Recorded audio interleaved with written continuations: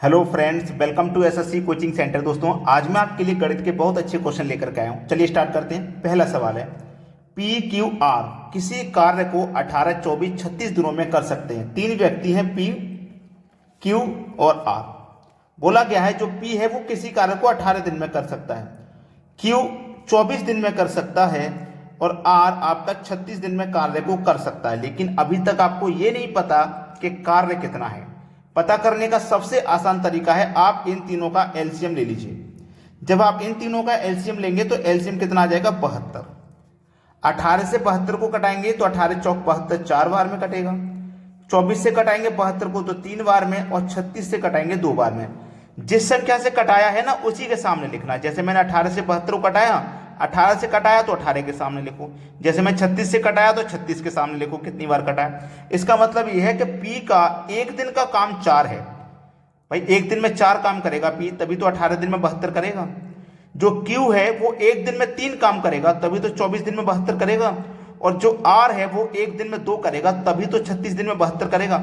ये एक एक दिन का काम है तीनों का। अब प्रश्न में बोला है तीनों मिलकर कार्य को कितने दिनों में हम समाप्त कर सकते हैं। तीनों जब मिल जाएंगे तो एक दिन में कितना करेंगे, देखो 4 और 3 7, 7 और 2 9। एक दिन में तीनों मिलकर 9 करेंगे। टोटल काम है 72, इसको खत्म करना है। जब तीनों मिलकर एक दिन में 9 करेंगे तो इस 72 को कितने में करेंगे, 9 8 72, यानी कि 8 दिन में तीनों मिलकर के काम को खत्म कर देंगे 8 दिन में। पहला ऑप्शन हो जाएगा प्रश्न का बिल्कुल सही जवाब। अब देखते हैं अगला सवाल। अगला प्रश्न है, यदि 9x - 4y 7x + 8y के बराबर है। देखिए कहा गया है कि 9x - 4y 7x + 8y के क्या है, बराबर है। बराबर है तो बराबर का साइन लगा लीजिए। तो x और y का अनुपात ज्ञात करना है।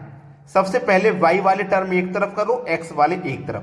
ये देखो मेरा 9x है प्लस का, ये भी 7x है प्लस का। जब मैं 7x को बराबर से इधर लाऊंगा तो प्लस का है, इधर आके माइनस, तो 9x में से 7x माइनस हो जाएगा, केवल 2x बचेगा। बराबर ये माइनस का 4y, इधर आके प्लस का 4y, 8y पहले से है, 4y भी प्लस का हो जाएगा, तो ये हो जाएगा 12y। क्लियर है इतनी बात। 2 1 कम 2, 2 छिक्के 12 कट गया। तो ये 1x बराबर 6y हो गया। अब देखो ये x है, मैं y को इधर लेके आऊंगा तो x के बटे में y हो जाएगा। जब y इधर चला गया तो इधर क्या बचा, 6। इस 1 को इधर लेके जाऊंगा तो 6 के बटे में 1, मतलब x का मान कितना है 6, y का मान कितना है 1। हमसे यही तो पूछा है, x और y का अनुपात, x और y का अनुपात ही तो पूछा है। तो x का मान 6 है और y का मान 1 है, तो 6:1 बिल्कुल सही जवाब है सी ऑप्शन में जो दिया गया है, बिल्कुल सही आंसर। अब देखेंगे अगला प्रश्न। अगला प्रश्न है, प्रश्न चिन्ह के स्थान पर कौन सी संख्या आएगी। ये आपकी एक सीरीज है और प्रश्न चिन्ह ये रहा, यहां पे कौन सी संख्या आएगी ये बताना है। तो चलिए चेक करते हैं। हमारी संख्या 82 थी, 82 से हो गई 70, तो 82 में से हमने कितना माइनस किया, 12, तभी तो 70 हुआ। और 70 से होगी देखो 76, तो 70 में 6 जोड़ेंगे तभी तो 76 होगी। फिर 76 से होगी 64, मतलब -12 करना पड़ा तभी तो 64 होगी। और 64 से होगी 70, तो 64 में आप 6 जोड़ेंगे तो 70 हो जाएगी। और 70 से हो गया 58, मतलब फिर से -12 किया। अब यहाँ पे क्या करना पड़ेगा, देखो -12 + 6, -12 + 6, -12 + 6, यानी कि क्या होगा यहाँ पे +6।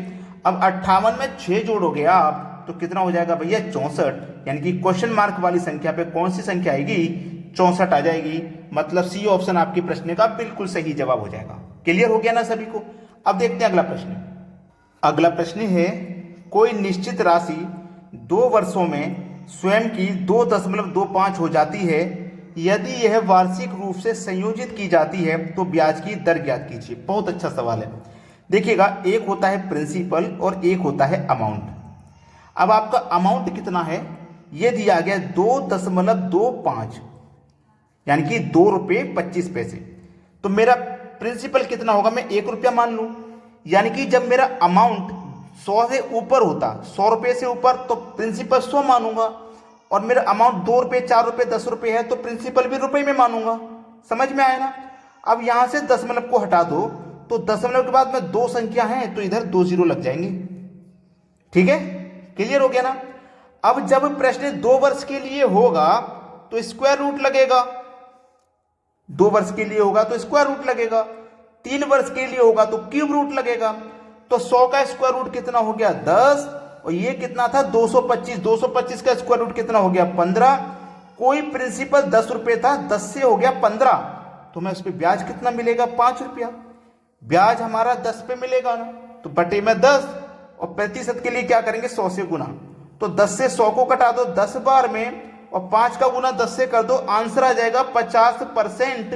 ये बिल्कुल सही जवाब है, यानी कि पहला ऑप्शन प्रश्न का बिल्कुल सही जवाब। सभी को समझ में आ गया। अब देखते हैं अगला प्रश्न। अगला प्रश्न है षष्ठभुज के सभी अंतः कोणों का योग डिग्री में क्या है। अंतः कोणों का योग, अंतः कोण क्या होते हैं, देखो अंतः कोणों का योग निकालने का फॉर्मूला क्या होता है, n-2 इंटू 180 डिग्री, यानी कि अंतः कोणों का योग निकालने का ये फॉर्मूला होता है।